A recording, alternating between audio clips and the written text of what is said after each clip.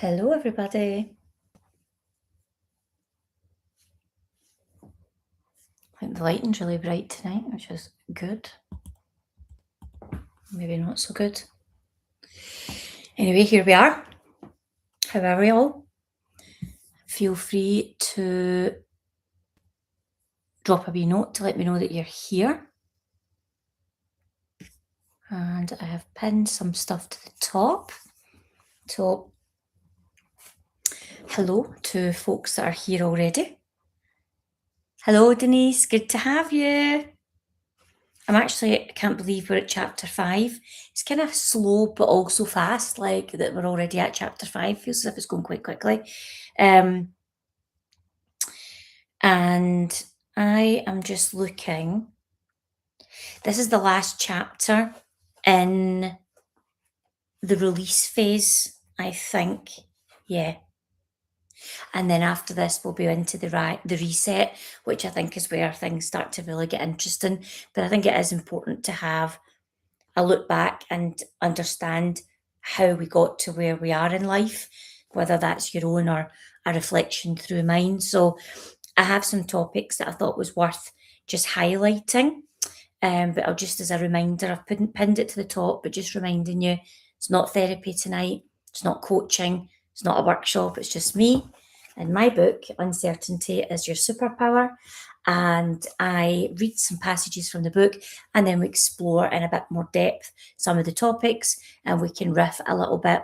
You can share, I can answer, add insight or whatever people are looking for. So a few topics that I've kind of highlighted that I think I'd like to tap into tonight. That feeling of you realize you just can't stay stuck anymore. It's like even though it's scary, the thought of doing something about it, it's scarier to stay the same. That's one of the main topics. Other one is thinking about how you put a brave face on all the time, and we spoke about that last week. Hi, Greg. And just that high functioning survival mode, just putting up and tolerating, but it has an expiration date. I think we all probably know that, even based on last week's chat. And then the other part was when I'm talking about how I just stopped waiting on other reasons, the reasons that I'd put in place to stop me from going after something bigger. And we're going to double down on that again tonight as well. So without further ado, chapter 5, the cliff edge, when you know you can't stay. So let's jump in. So there I was working in the bank as a mortgage advisor, trying to rebuild my life.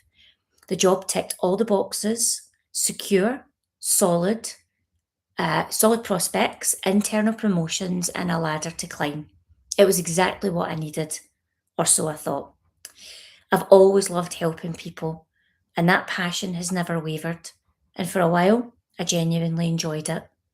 But like most things in my life at that point, it didn't take long before the familiar restlessness crept in. I got bored and I couldn't figure out why at the time. I was climbing my chosen ladder and things were moving in the right direction. So, what was my problem? For some reason, I always seemed to get bored. I was detecting a pattern, learning to spot patterns, especially unhelpful ones, can be life changing for anyone. After some consideration, I decided a role in the training department would be a good fit for me. I set the intention to get that job, and after a couple of months, the opportunity arose and I seized it. Although it was less money, it was a fresh challenge in a new sector, and that was more important to me. It got me started with solo travelling to parts of England to train new advisors. I felt pretty significant actually, like I was doing something meaningful. So when redundancy came, yes, another one, I was devastated and I knew I needed to find an alternative route. But for the short term at least, it was back to mortgage sales, only this time in the contact centre. Truthfully, I was absolutely dreading it. I had tried so hard to get out of sales and mortgages, and here I was again, back there 2 years later. But here's the thing, I didn't expect. The new mortgage job gave me more than a salary.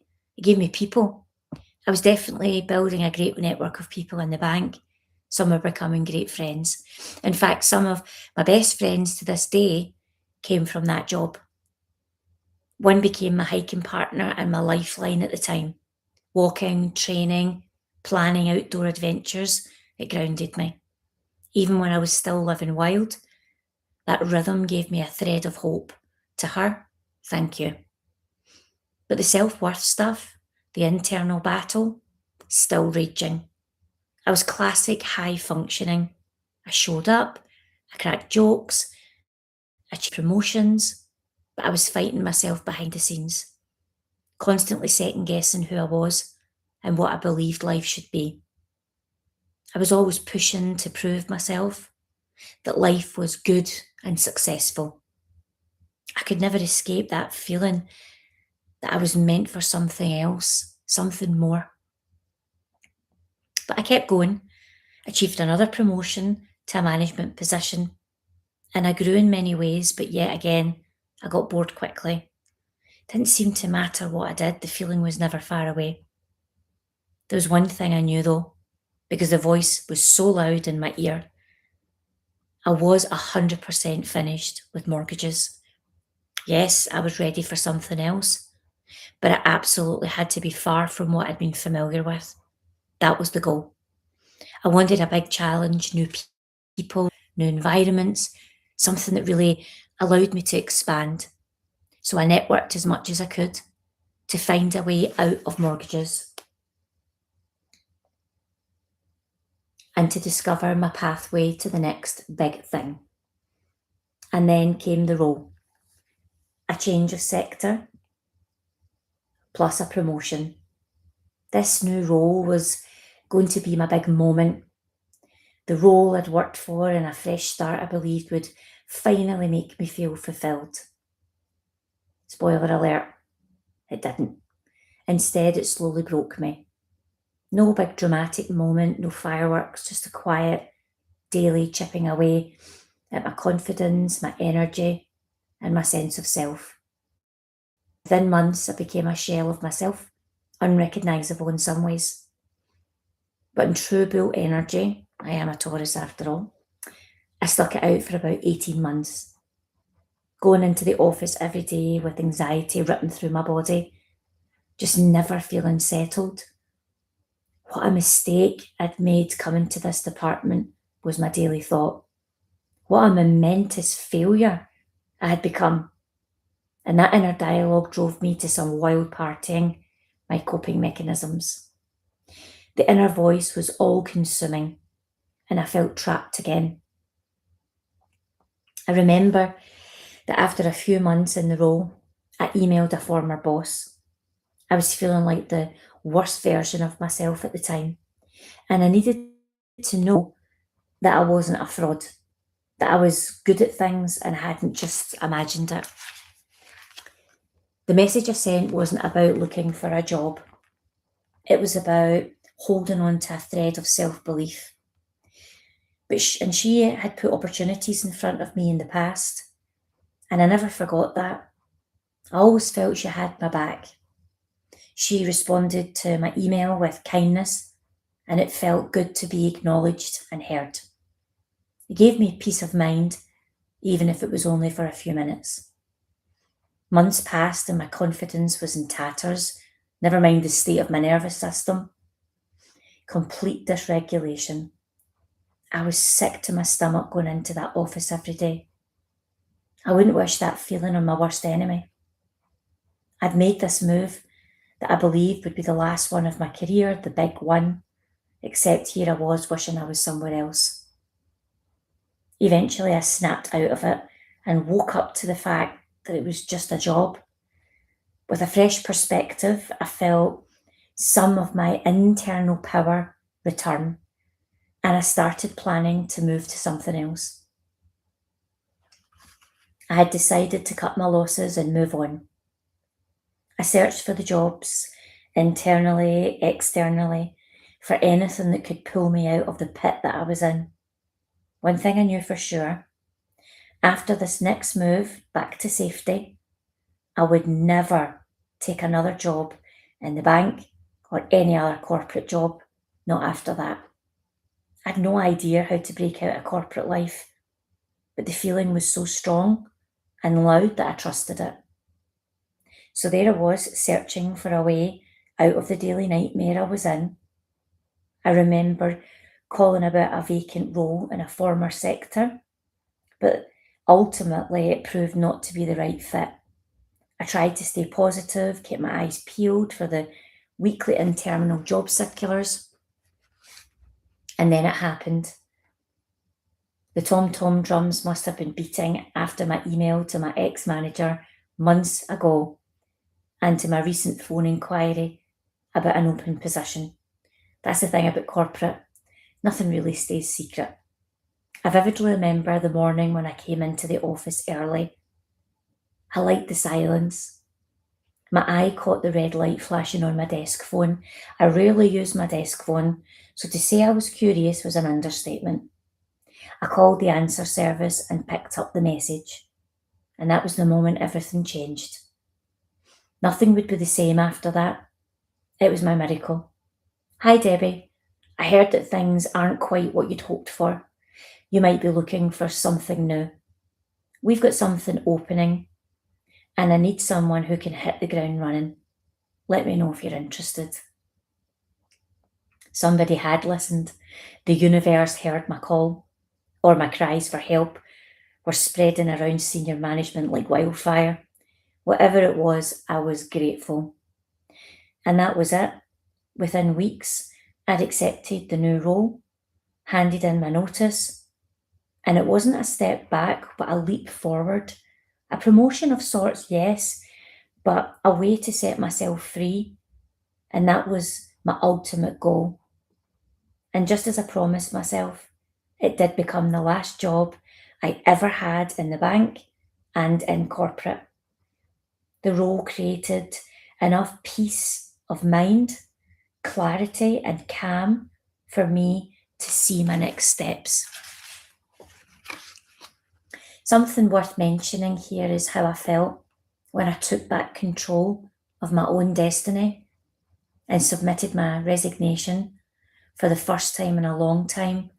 I felt assertive and confident, and I just stated my intentions rather than asking for permission.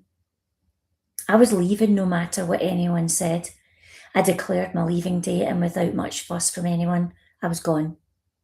I never looked back. It was the worst experience of my life, but the best thing that could ever have happened because it made me wake up to myself. Who knew 1 year later I'd be signing up for an open university degree? Because somewhere between that voicemail and rebuilding myself and my confidence, I stopped waiting. I stopped waiting for a man to save me, for a promotion to fulfill me, for another big sign that I was on the right track in life. I realised I had love to give, purpose to pour into something bigger, and a life to build. I didn't want a nice life. I wanted a real one where I was fully awake and intentional with my decisions. I wanted to create a reality that made me happy. And I was finally ready to start living my life that way. A fire now in my belly and a passion to create a meaningful life.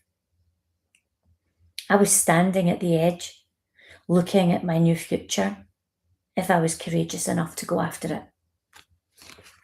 And the whisper for this chapter in the release section is, the moment you admit you can't stay where you are is the moment your soul starts to breathe again. Courage doesn't always roar. Sometimes it's the quiet decision to move. And there we have it. For anyone that hasn't got my book and interested, the link is in my bio to my book. I really just focus on helping you understand yourself more so that you can trust your own judgment, trust your decisions, trust that when you hear That voice that says, I will never take another corporate job in a bank. And even though you have no clue where it came from, what it means, and how it's even possible, there's something when it's inside of you that's that strong, you know you can go after it. Because when you trust yourself and you can continue to move through uncertainty, it doesn't make life easy all the time. Please believe me. Um, but you do get to live on your terms, and you do get to live more freely. And I don't mean necessarily with more time, I just mean decisions and living based on what you want. So that's the chapter for tonight. I wonder if anyone feels there's anything they want to share. You are most welcome in the chat. No pressure whatsoever. If you do want to leave a comment in the live chat, then you do need to be subscribed to do that. So just be mindful of that. Or if you're watching this on catch up, drop me a comment into the YouTube comments. I always come back to people and leave something insightful, supportive. So I'll always be there to speak.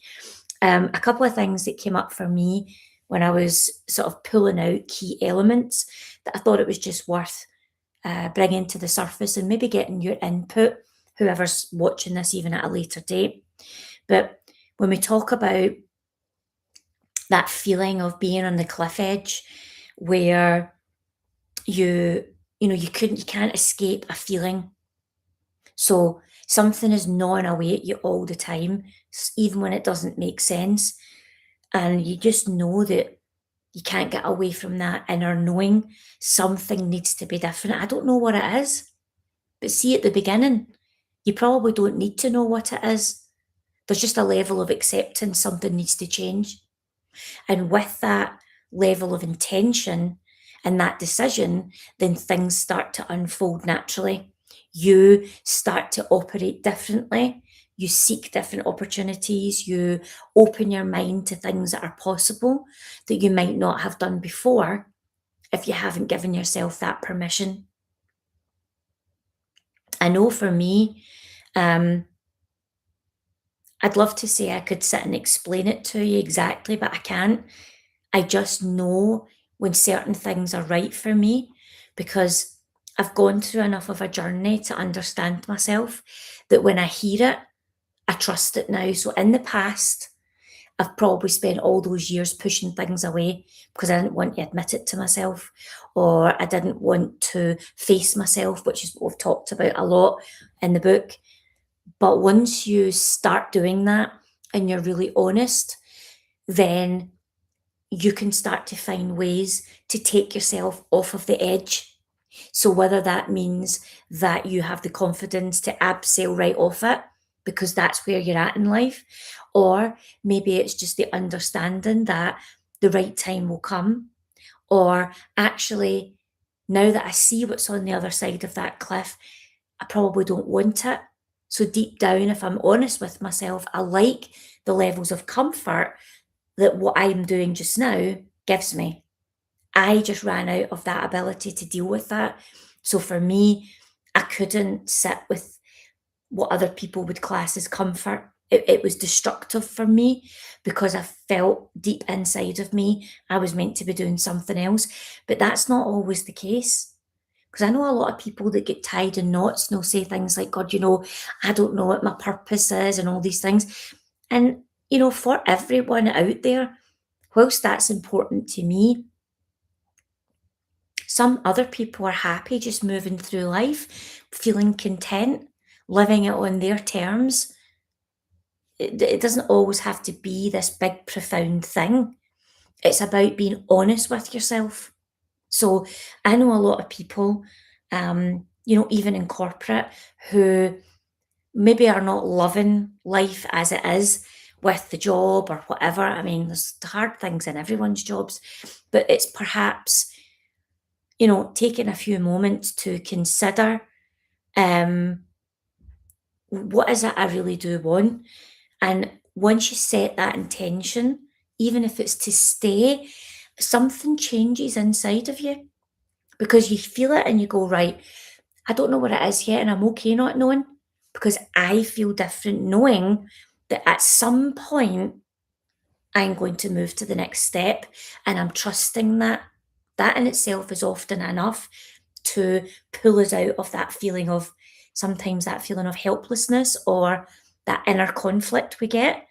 So, just reading one of the comments, 100% on board with knowing a change is coming and it will work out, but the struggle and patience, yeah, well, you work it out. Having said that, a little light bulb moment happens every day. God, you are so right.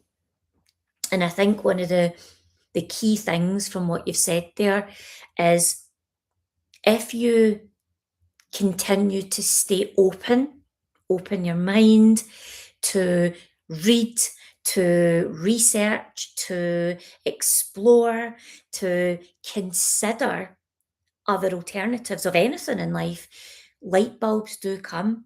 Even things like turning up here.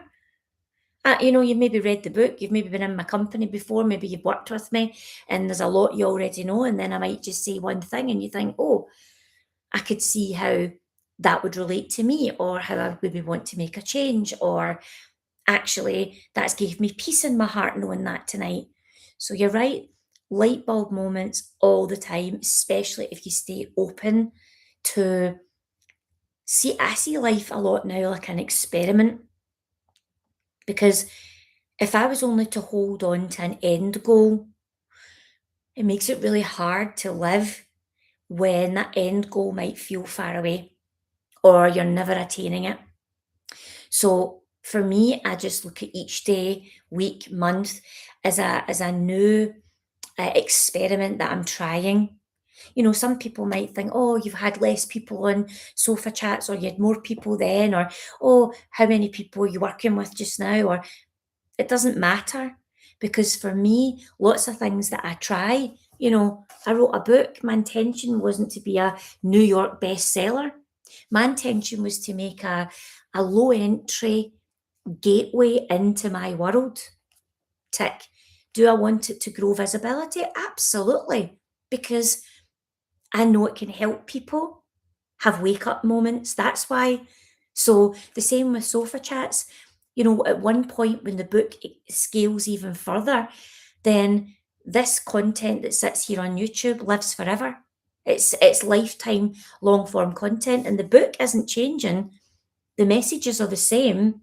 So for me, creating this type of experience just holds itself in YouTube. It allows people to come back and forward to it for insight as and when they want. So, setting that intention, seeing life as an experiment, trying new things, being open is where the light bulbs do get switched on. For, as we spoke about this last week, high functioning women, particularly, just high functioning in general, is like, you show up, you crack the jokes, you get the game face on, and it's like, okay, I'm just going to keep pushing through here. But inside, there's something it's just slowly wilting away. And it's like a little bit of your soul getting destroyed. So, whilst it's important that we want to show up and keep going and all the rest of it, a little antidote to that is a lot of self care and self love because being exhausted and not actually admitting it is a one way street to burnout. Some people will know about that. If you've experienced burnout, if you have felt yourself high functioning, whether it's anxiety or just high functioning in work or life, where you're just constantly on the go, the brain doesn't switch off, and it's difficult to set things down and just pause, then self love, self care, time out, fill up your own cup first, all of those things fit with that type of experience. And obviously, I was doing that a lot. And also, that high functioning kind of ties in with for me, it was hyper independence and high achieving. So, very independent, couldn't ask for help, high functioning, always on the go, go, go, go, game face on, wouldn't admit when I was burning out because I couldn't ask for help and I was trying to carry the load myself, and high achieving because I had something to prove to myself when all along I didn't. High achieving is great when it's managed appropriately. But when it's tied with all these other things, or low self worth, or trying to prove something to your younger self, or from a parent, or people that you're trying to prove something to, if it becomes all consuming, it can actually take control and be quite detrimental. There's nothing wrong with being driven. I am her. I have got so much tenacity and the energy of like 10 people in me, and I'm glad for that. But I also have to listen to my body so that when I know I'm starting to run out of steam, I know that I'm not in that complete high functioning state and I'm able to step back. So that was something else that came up in that chapter where it was the go, go, just putting the game face on and yeah, just not being honest with how I was really feeling. If anyone relates to that, stick it in the chat or into the comments in YouTube. The last one I wanted to talk about was that state sentence I said where I said, "What are you you know, you're still waiting." I stopped waiting, and I just wanted to give you a little bit of depth to that because sometimes I think it's easy for us to, "I will do this when, I will be happy when I achieve this, I will buy that thing when I do that, I will, um, wait for a guy to come along and save me and make my dreams come true." You know, whatever it might be, if you recognize that and you feel that sense of, I think I'm waiting, I want you to take this conversation from tonight and just really ask yourself, if you stopped waiting, what is it you would go after? If you weren't looking externally for something or someone or to wait for that moment, what would you be doing differently? What would you be doing in your life? Would you be in different jobs? Would you be in different countries? Would you be with different people? Or would it be a lot of the same? Maybe you're already at that place where you didn't wait anymore, you went after your dreams. And I guess from me in the book, what I was talking about at that time was particularly focusing on when, you know, how you get like,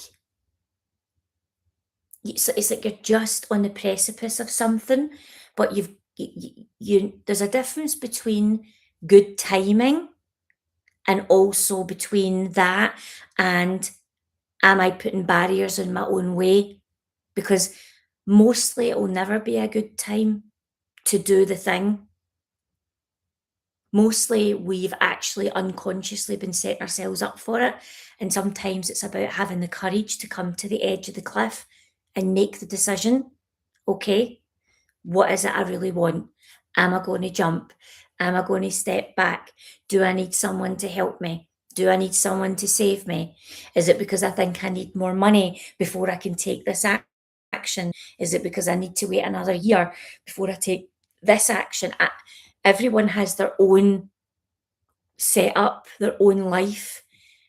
I guess I would just get you to ask yourself that question. Where are you holding yourself back if you are? And what are you waiting for? Now, I know for me personally, I was itching with travel for ages, but we were in COVID. Then my business was brand new.